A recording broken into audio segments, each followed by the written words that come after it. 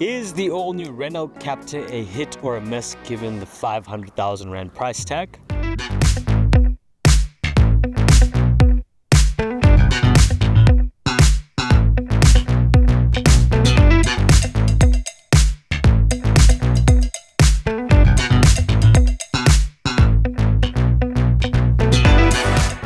Hi there, welcome back to the Auto Advisor channel. I'm your host Prasho Naidu, and today I'm driving the Renault Captur. It's updated, it's been refreshed, and there are two model grades to choose from. You have the entry-level Zen, and then you have the top spec Intense, which is what we're driving today, and it is priced at 500,000 Rand, which is quite jarring for Renault, knowing that these cars don't really hold their value really well. However, we're going to take a look and see what it is about. So looking at the front, we have these lovely expressive fine lines. It's quite wide. It does have these chrome inserts and your C-shaped pure vision LED headlights with high beam assist.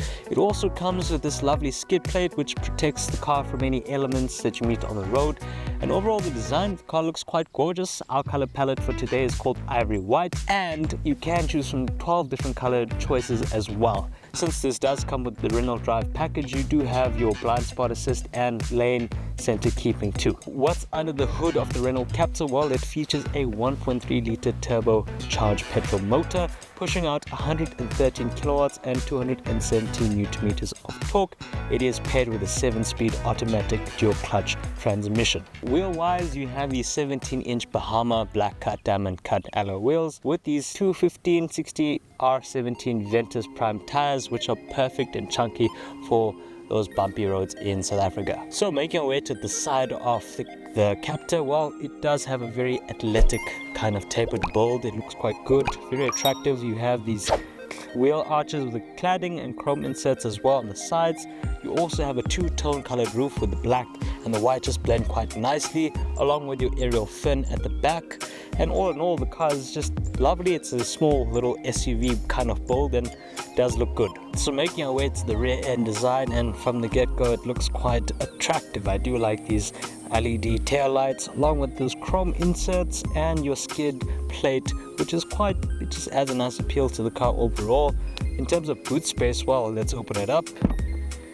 You have about 536 liters of boot capacity available to you with the rear benches moved forward. If you do decide to move the rear seats back, you get about 404 liters of capacity, and with all the seats down you get 1,275 liters of boot space too. And the car also has a full-size spare wheel, meaning if you are found in a sticky situation, you can simply just put it back together and you can be on your merry way. All in all, I thoroughly like the boot space. I think it offers a great amount of space, and it's quite handy as well with that feature of moving the seats forward and back too.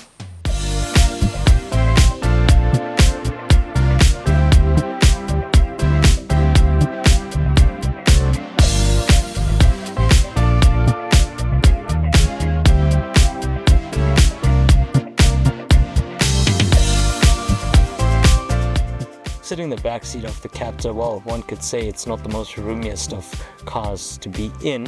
I'm about 5'9", and I feel like it's a bit claustrophobic for my side. You have your USB ports for your passengers and your auxiliary connector in the middle here too, along with your aircon vents. So inside the cabin, well, starting with the front end design, you have these lovely cushiony cloth seats with the foam leather as well accents to it, blends quite nicely.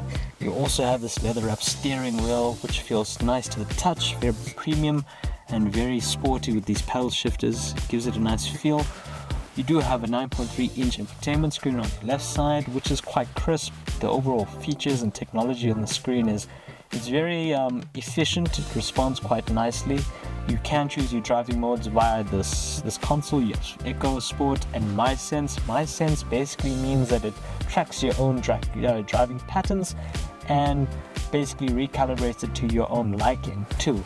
In front of me, you have your 7-inch digital cluster, which can be controlled via these steering icons, but it's not the most immersive experience. I feel like it lacks a lot of the technology if one could say. Making our way to the center console, you have this floating design for the... It's quite nice. It's a nice feature to have. You also have your USB ports, your auxiliary connector, your parking brake, your e-parking brake, and your e-shifter. In the center console, you can also put your key in for your key holder in the middle, 2 cup holders, and you also have an armrest, which is... I'll be honest with you, it took me a couple times to figure out how this thing opens. Overall, the car feels good, has a bit of a premium feel to it. I think one thing that does seem to be a bit of a letdown is just, I thought there would be more. In terms of safety in tech, with the car, you get your rear parking assist along with your stability control ESC. Then you also have ASR, which is active traction control, which helps with keeping the car stable in sticky situations.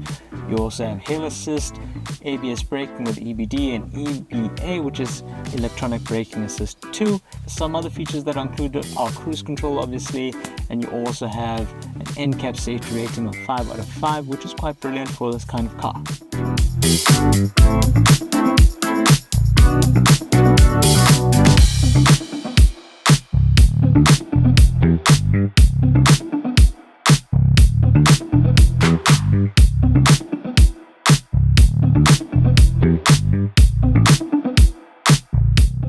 So guys, we are getting into the driving experience of the Renault Captur, and from the get-go, the engine and the motor feels very responsive. You simply feel engaged with the car. The power is ample, smooth. It's definitely a refined experience to drive. I think the steering wheel is heavy. It does feel heavy, and it does feel quite playful in the corners.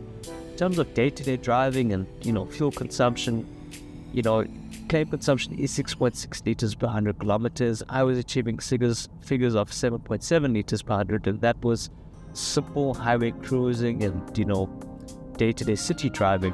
The aspect of the turbo motor is it's something that it's a good one. Could think that because it is a turbo car, it does get thirsty, and it's not the case with this car. I think it does shine in that aspect.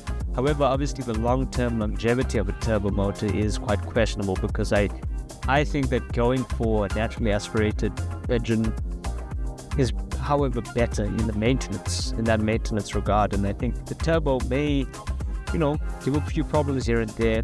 And in comparison to the Taygo, which I drove, the 1 liter turbo Taygo, this feels much better. It feels much more responsive, and I thoroughly prefer this car in terms of the driving capabilities.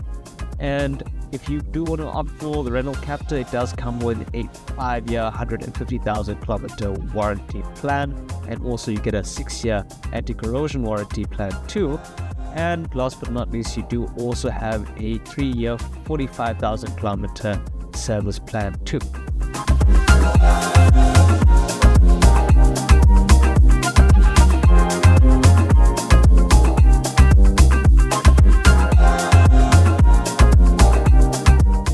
So the competition for the crossover segment is as follows. We have the Peugeot 2008, Volkswagen Taygo, the Honda HR-V, and the Opel Mokka. And where does this car stand, the Renault Captur? Well, I think it holds its weight quite well. Given the performance of the engine, I quite liked it. But I think the price tag of 500,000 Rand is quite major, if one could say. I think it will be the deterrent for a lot of customers who are looking to get into one of these. But all in all, I thoroughly liked it. I think it could be better. Thanks again for watching the Auto Advisor channel. Please do like, share, and subscribe.